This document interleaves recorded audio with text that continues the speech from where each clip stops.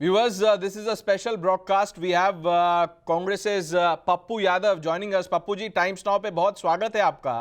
सबसे पहले मैं शुरुआत करना चाहता हूं, आपसे ये पूछूंगा कि आपने कहा है कि पूर्णिया मेरी मां है और मैं यहीं से चुनाव लड़ूंगा, नामांकन में अप्रैल 2 को करूंगा, लेकिन कांग्रेस को तो ये सीट मिली नहीं, क्या करेंगे आप? देखिए, मैंने पहले भी कहा कि 4 बार मैं सांसद रहा हूँ और माँ भी चुनाव लड़ी। 2 बार मधेपुरा से, फिर एमएलए रहा। पिताजी मेरे 2 बार सांसद के, एमएलए के चुनाव मधेपुरा से लड़े। पूर्णिया बचपना मैंने देखा, जीना सीखा, लड़ना सीखा, खेलना सीखा, पढ़ना सीखा और घर घर रिश्तों को देखा। ना जाति, ना धर्म, ना मजहब, सिर्फ सेवा, सिर्फ मदद, सिर्फ संघर्ष, सिर्फ न्याय। और इसी जमीन से, मधेपुरा सिंहेश्वर की जमीन से मैंने देश की सेवा की। देश में हर गरीब आम आदमी की मदद पहुंचाई।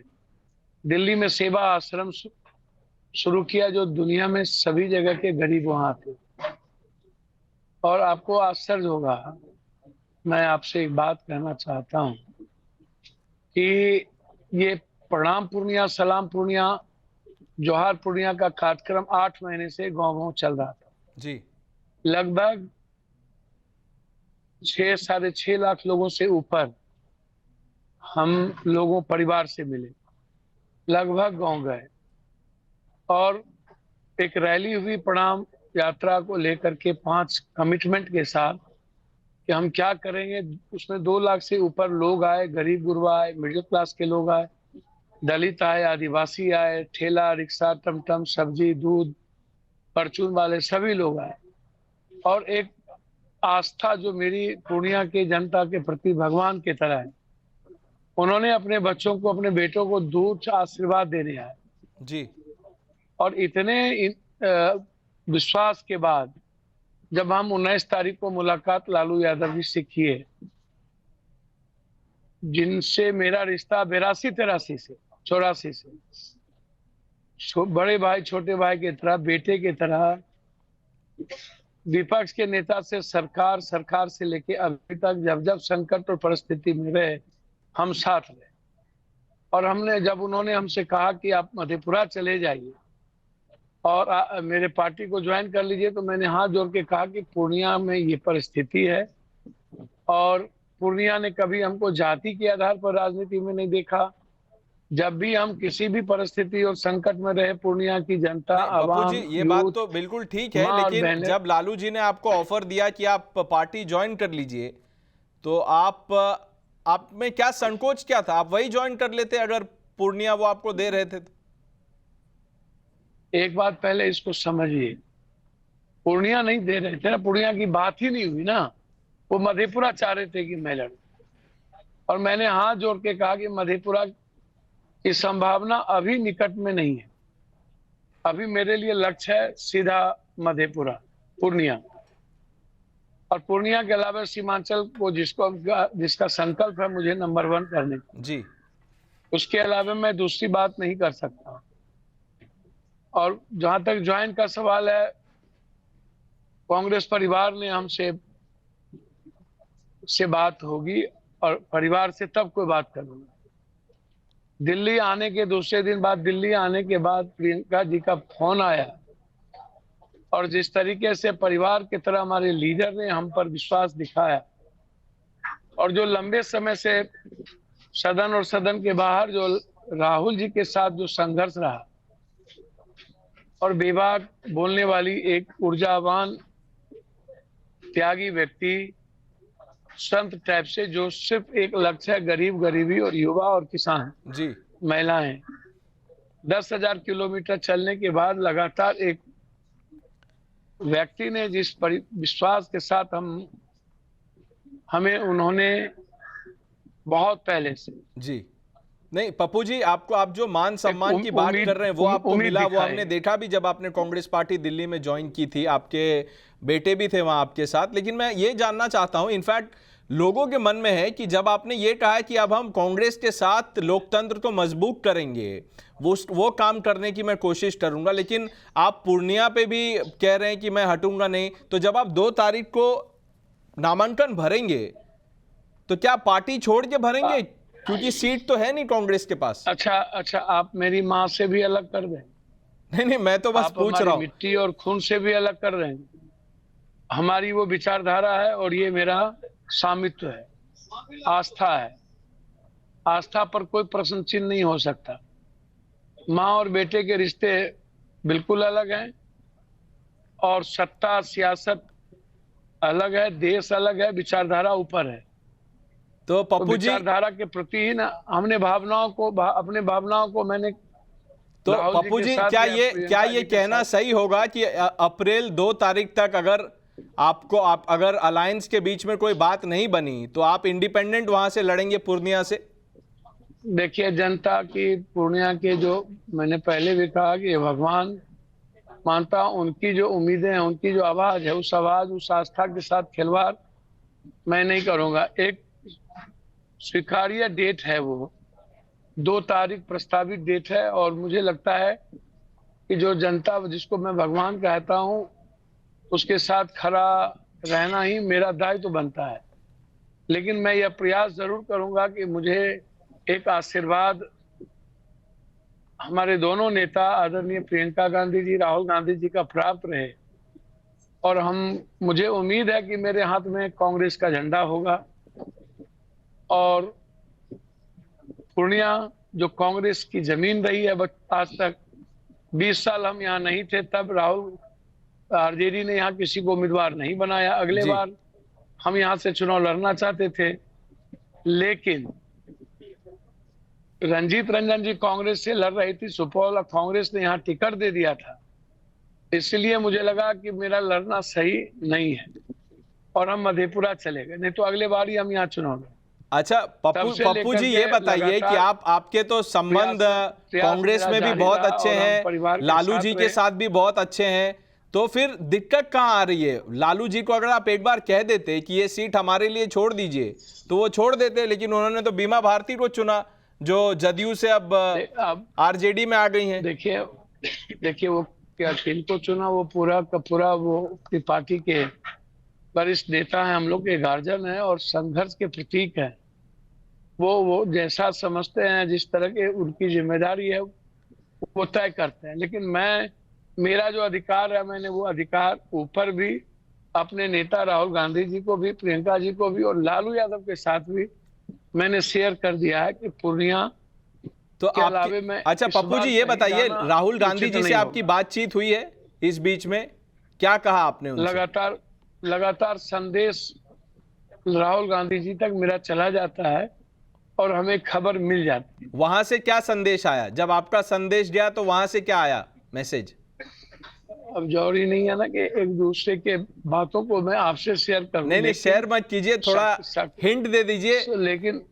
लेकिन सकारात्मक है। अच्छा, आशीर्वाद और श्रेय कंप्लीट रूप से बना हुआ है। जी पप्पू जी, क्योंकि आप काफी सालों से पॉलिटिक्स में जुड़े हुए हैं, इसीलिए मैं आपसे एक सवाल पूछना चाहता हूं। आप कांग्रेस में हैं, देखिए कांग्रेस के साथ जो बिहार में हो रहा है वही महाराष्ट्र में भी हो रहा है।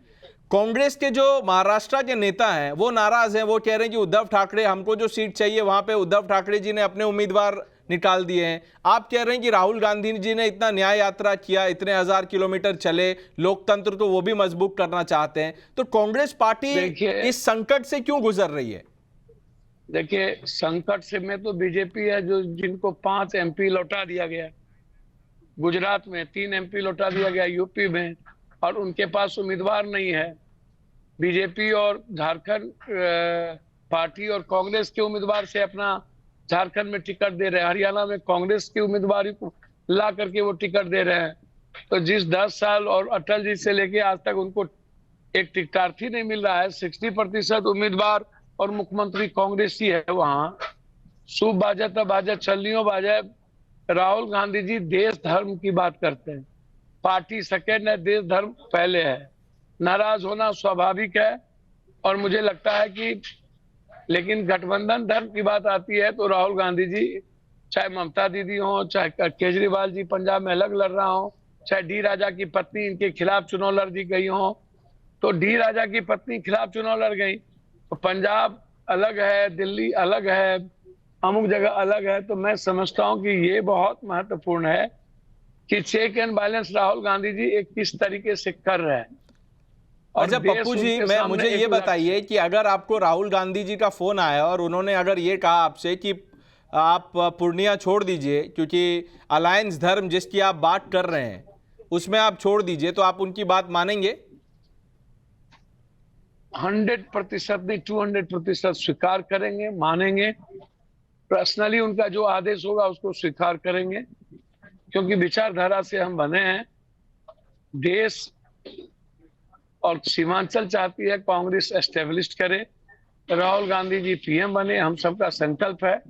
और उसके लिए मजबूत विचारों के साथ अपने दायित्व का निर्वहन करना मेरा फर्ज है और वो मैं करूंगा।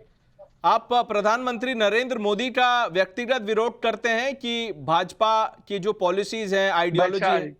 वैचारिक वैचारिक वैचारिक वैचारिक और जो तरीके हैं उनके तरीका सही नहीं, जो विचार है, जी, मंतव्य है जो समाज के प्रति, वो सही नहीं। चलिए वे तो तो वैचारिक करते हैं, व्यक्ति का विरोध नहीं। तो व्यक्ति, अच्छा वैचारिक विरोध है, तो उनके व्यक्तित्व में आपको क्या पसंद आता है?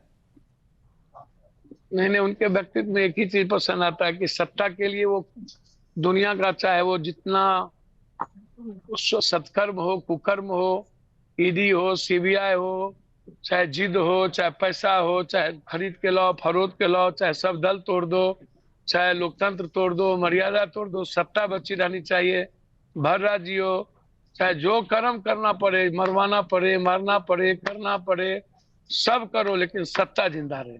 तो ये है ना, ये जिद तो है ना उसके भीतर, सत्ता बना के रखने की।